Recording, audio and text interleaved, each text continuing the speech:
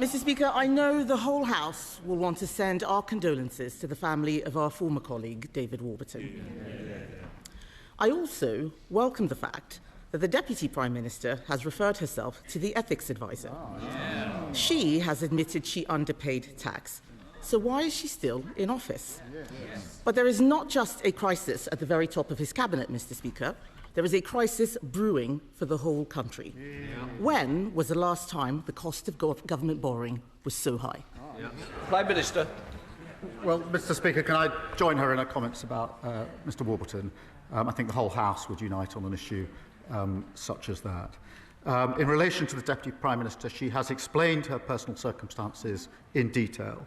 She's gone over and above in setting out the details, including Mr. Speaker, yesterday afternoon, asking a court to lift a confidentiality order in relation to her own son.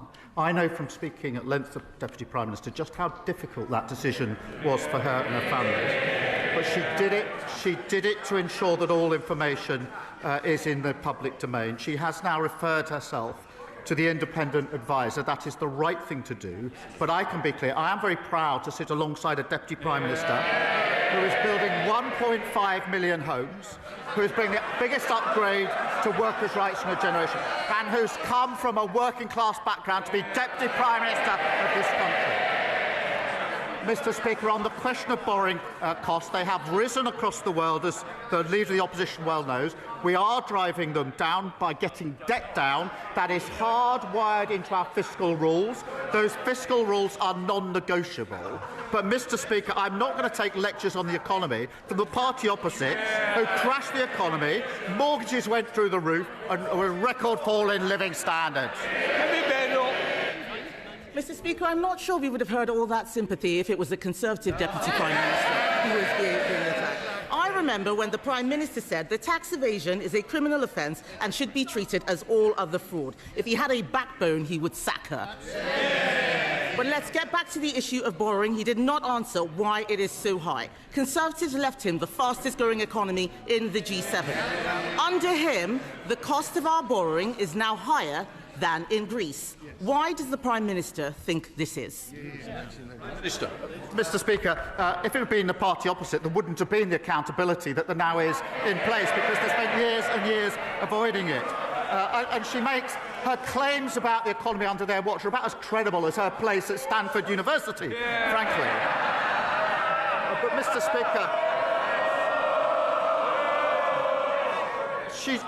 she leaves out of account because she wants to talk down the country. We've got the highest growth in the G7. Those figures, I look forward to her getting up and welcoming that.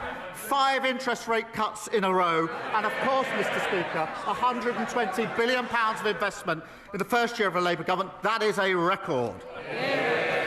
It's a terrible record, Mr. Speaker. I stand by every single thing that I have said. He cannot say why borrowing is higher under him. I will tell him why it is higher. It is because the Chancellor changed the fiscal rules so she could borrow record amounts. She maxed out the country's credit card, and that has pushed up borrowing costs. These are their bad choices, Mr. Speaker.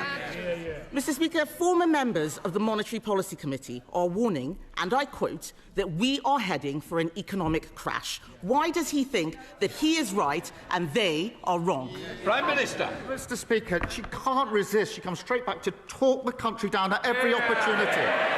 She doesn't welcome the highest growth in the G7. She could have got up and welcomed that, Mr. Speaker, but no. What about the 380,000 jobs we've created? She could welcome that, but no.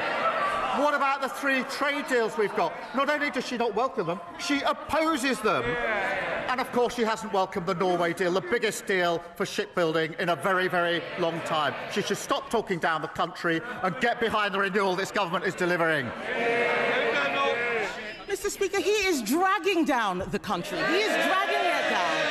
How can he stand there and say that he is creating jobs? Unemployment has gone up every single month under this Labour government. And if he doesn't know why borrowing costs are going up, another reason is that the markets can see that he is too weak to control spending. Now, we are reading that he wants to have another go at welfare costing. What makes him think that they will vote for it this time? Prime Minister. Mr. Speaker, we picked. I think I saw the leader of the opposition said, I think at the weekend to the Sunday Times, that I think she said this: "I've inherited a gigantic mess and I'm cleaning it up." She said it's very difficult. It's going to take a while. I know exactly how she feels.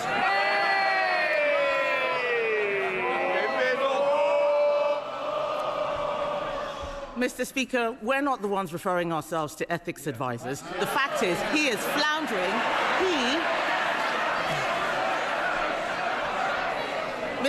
Mr. Speaker, he is floundering. Perhaps he should have a read of the covers of the... Shh. Kemi Badenoch. Mr. Speaker, perhaps he should have a read of the covers... Order. We don't want to start the session with somebody leaving, do we? If somebody wants to volunteer, please do so. If not, I will choose one. Kemi Badenoch. They can do the fake chairs as much as they like. The whole country knows what a mess of the economy they are making. Mr. Speaker, it is clear that taxes are going up for everyone, except perhaps the Deputy Prime Minister. I warned before the summer that we would face weeks of speculation about which taxes would be going up. The former head of the IFS says this sort of uncertainty is actively damaging to the economy. And now we find that we have to wait until the 26th of November for a budget. Does he really think the country or the markets can wait that long? Prime Minister. Mr. Speaker said they're not referring themselves to the ethics advisors. That's amongst the reasons they got booted out of office last year. And she complains that we're going through the due process for a budget and going through the necessary steps. We tried a budget under their watch without going through those steps. What happened? They blew up the economy. We'll take no lessons from them. This is desperate stuff from the Prime Minister, Mr. Speaker. This week, he had another reset. This morning, the Prime Minister scrapped his 5 missions, and after scrapping his 3 foundations, scrapping his 6 first steps to change, and his 7 pillars for growth, the truth is this man has got no clue, 0 clue. But this is serious, Mr. Speaker. The Prime Minister's incompetence is hurting real people. They're losing their jobs. The cost of everything is going up, from energy bills to the weekly shop. This is a crisis made in Downing Street. Isn't the truth that he is too weak to change course and too arrogant to admit he got things wrong? Prime Minister.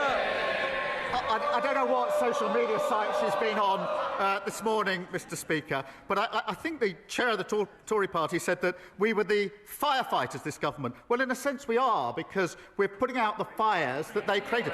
They were the arsonists, the biggest fall in living standards on record and blowing up the finances. We spent the first year putting out their fires, quite right too. But now, Mr. Speaker, we're delivering on the cost of living. Funded childcare, £7,500 for working families.